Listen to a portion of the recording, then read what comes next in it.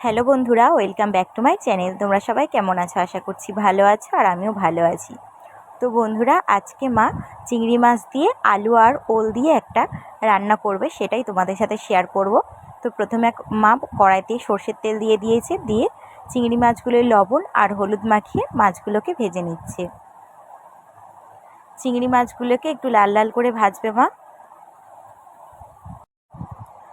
আর এখানে দেখো বন্ধুরা, আমি আলু আর ওলটাকে কেটে নিয়েছি। আলুগুলো ডুমো ডুমো করে কেটেছি, সয়াবিনের তরকারির মতন।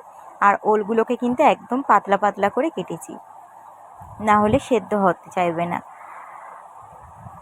এরপর এখানে মা লাল লাল করে চিংড়ি মাছগুলো ভেজে নিয়েছি। চিংড়ি মাছগুলো তুলে নিল, কড়াতে দিয়ে দিল আর একটু সর্ষের তেল, ফোড়নে দিয়েছে 5 ফোড়ন।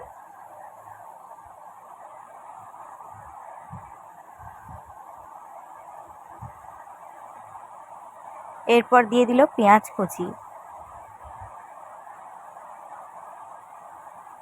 আর দিয়ে দিল 3-4টে চেরা কাঁচা লঙ্কা।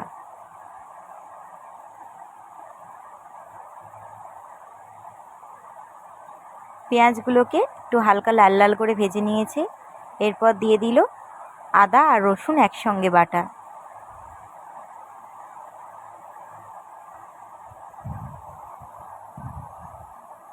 এরপর দিয়ে দিল লবণ আর হলুদ গুঁড়ো।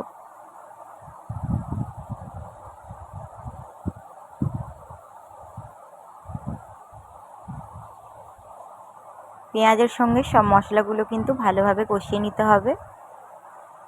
আর সামান্য একটু লঙ্কা গুঁড়োও দিল।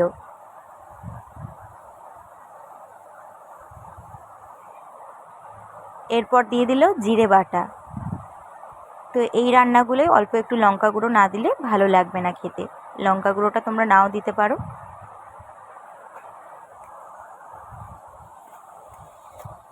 সব মশলাগুলো কিন্তু খুব ভালোভাবেই কষানো হয়ে গেছে। এরপর কেটে রাখা আলু আর ওলটা মা দিয়ে দিল। এবার সবজিগুলোর সঙ্গে মশলাগুলো কিন্তু অনেকক্ষণ ধরে কষিয়ে নিতে হবে।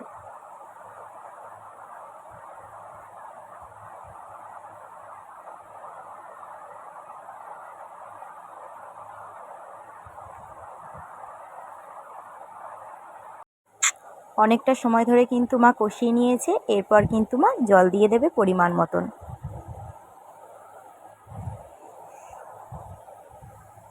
চলো এবার ঢাকা দেওয়া থাক। সবজি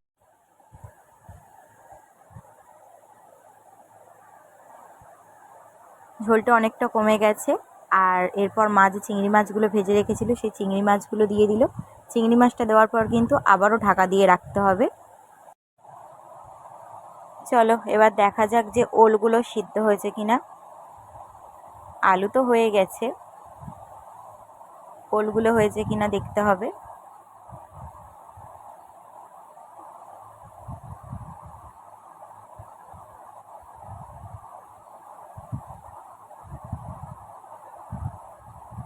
দেখো বন্ধুরা, ওলগুলোও কিন্তু ভালোভাবে সেদ্ধ হয়ে গেছে। আলু ওল সবই সেদ্ধ হয়ে গেছে।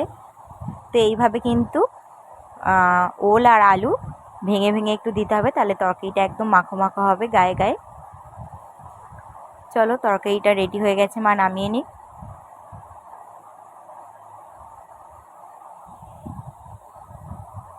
তো আজকে তোমাদের এই চিংড়ি মাছ দিয়ে ওলের রেসিপিটা কেমন লাগলো অবশ্যই কমেন্টে জানিও। ভালো লাগলে আমার চ্যানেলটাকে সাবস্ক্রাইব করে আমার পাশে থেকো।